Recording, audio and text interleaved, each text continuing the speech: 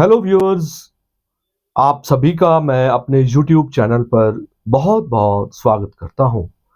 और आज के इस वीडियो में हम बात करेंगे, बहुत ही कॉमन लोगों की क्वेरी है कि कर्म और भाग्य दोनों में से कौन ज़्यादा इम्पोर्टेंट है। तो दोस्तों, आज के इस वीडियो को बहुत ध्यान से सुनना। जो मैं अपने एक्सपीरियंस से, अपने अनुभव से आपके लिए इस वीडियो को बना रहा हूं। तो कर्म और भाग्य में से कौन ज्यादा बलवान? तो मेरी नजर में दोनों की अपनी अपनी एक अहमियत है, इंपॉर्टेंस है। वो इसलिए कि कर्म की जो इंपॉर्टेंस है वो अपने समय पर है, और जो भाग्य की इंपॉर्टेंस है वो अपने समय की है। लेकिन दोनों की इंपॉर्टेंस ना कम है ना ज्यादा है। बट दोनों का जो टाइम है, जो समय है, वो अलग अलग है। वो हम ऐसे इन दोनों को अगर मैं बताना चाहूं, तो जो भाग्य है वो बर्थ, जब इंसान इस संसार में आता है तो भाग्य लेके आता है। क्योंकि जितने भी संचित किए हुए कर्म होते हैं वो हमारा भाग्य को निर्माण करते हैं। और इंसान जैसे ही संसार में आता है तो उसका भाग्य जो है वो एक्टिवेट होता है। क्योंकि वो छोटा सा बच्चा तब कोई कर्म नहीं कर सकता, वो अपने भाग्य को जो लेके आया है साथ, उसको यूटिलाइज करता है। वो चाहे अच्छा, वो चाहे बुरा, भाग्य उसको अपने संचित किए हुए कर्मों से ही मिलता है। लेकिन जब जैसे जैसे वो कर्म करने के लायक बनता है, वैसे वैसे वो अपने अच्छे कर्म या बुरे कर्म करके फिर एट द एंड अपने साथ भाग्य लेके जाता है। इसलिए मैंने कहा कि दोनों की अपनी अपनी इंपॉर्टेंस है।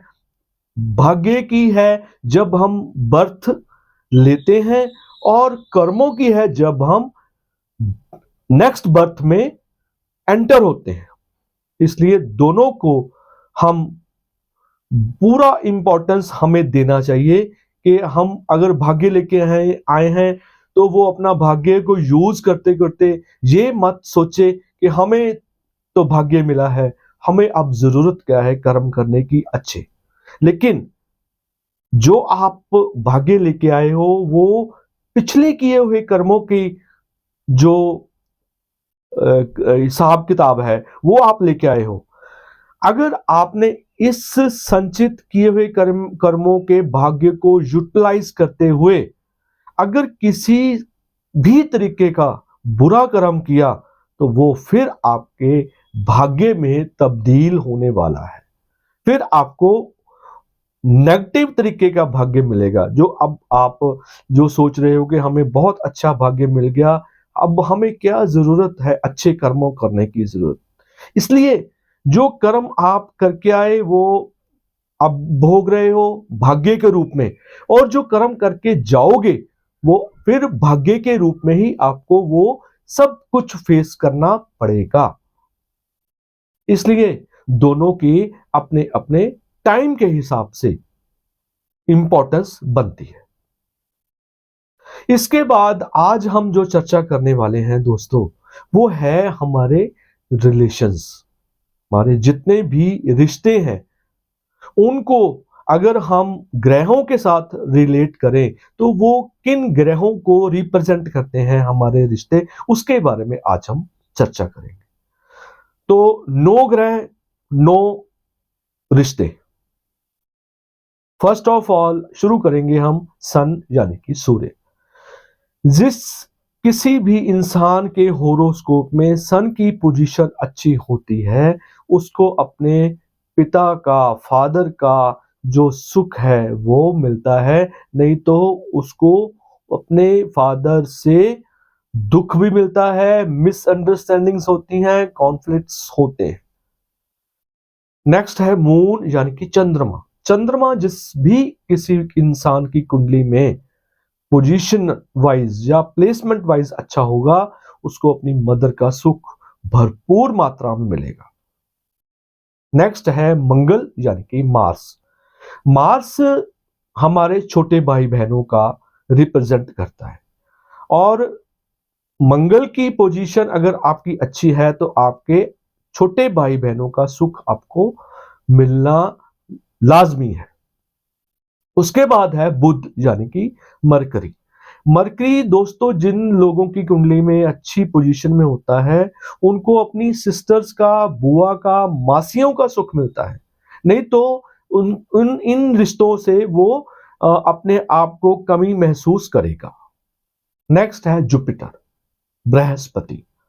बृहस्पति को फीमेल्स की कुंडली में हमें ज्यादा इंपॉर्टेंस देनी चाहिए, क्योंकि फीमेल्स की कुंडली में जुपिटर का अच्छा होना उनके हस्बैंड्स का उनको सुख दिलाता है। नहीं तो उनको अपने हस्बैंड का सुख नहीं मिल पाता अगर किसी भी फीमेल की चार्ट में जुपिटर की पोजीशन या प्लेसमेंट अच्छी नहीं होगी। नेक्स्ट है वीनस यानी कि शुक्र। शुक्र की पोजीशन हम देखते हैं मेल्स की कुंडली में, अगर किसी भी मेल की कुंडली में शुक्र की वीनस की पोजीशन या प्लेसमेंट अच्छी नहीं होती, उसको अपनी पत्नी का सुख नहीं मिलता। जैसे जुपिटर का फीमेल्स को रिप्रेजेंट करता है, वैसे ही शुक्र जो है मेल्स की कुंडली में उनकी वाइफ्स का जो है सुख दिलाता है। शुक्र का अच्छा होना माना कि जो मेल्स हैं उनको अपनी जो बेटर हाफ का सुख भरपूर मात्रा में मिलेगा, अंडरस्टैंडिंग होगी, दोनों का जो एक सोचने का ढंग होगा या किसी भी तरीके की उनकी जो लाइफ जीने की एक जो अंडरस्टैंडिंग होगी वो बाकमाल होगी। नेक्स्ट है सैटर्न। सैटर्न जो हम रिलेशंस देखते हैं वो दोस्तों देखते हैं कि हमारे जितने भी फोर्थ क्लास हमारे जो एम्प्लॉइज होते हैं उनको रिप्रेजेंट करता है, उनके साथ आपके रिलेशंस कैसे हैं वो सैटर्न बताएगा आपका। सैटर्न जिस भी किसी इंसान की कुंडली में अच्छा होगा, उसको अपने मेड्स का, अपने फोर्थ क्लास जो जितने भी एम्प्लॉइज हैं उनका सुख भरपूर मिलता है, उनके साथ अंडरस्टैंडिंग होती है। नेक्स्ट है राहु। राहु जो है आपके फोर फादर्स का, दादा दादी का, उनका सुख दिखाता है, और जो केतु है वो आपके नाना नानी का सुख को रिप्रेजेंट करता है। तो ये 9 ग्रह आपके रिलेशंस को रिप्रेजेंट करते हैं। अगर किसी भी इंसान की कुंडली में अगर किसी को ये महसूस होता है कि हमें इस रिश्ते से प्रॉपर जो हार्मनी जो मिलनी चाहिए, जो अंडरस्टैंडिंग होनी चाहिए, सुख मिलना चाहिए, अगर उनको कहीं भी कोई भी कमी मिल रही है, कमी महसूस हो रही है, तो आप इन ग्रहों से रिलेटेड रेमेडीज करके उनको बैलेंस करके आप उनका सुख या उनके साथ अंडरस्टैंडिंग बना सकते हो। तो आज के लिए दोस्तों इतना ही। नेक्स्ट वीडियो में हम किसी और इंटरेस्टिंग टॉपिक पर बात करेंगे, जिससे कि आप अपनी लाइफ को एस्ट्रोलॉजी के माध्यम से उसको यूज करके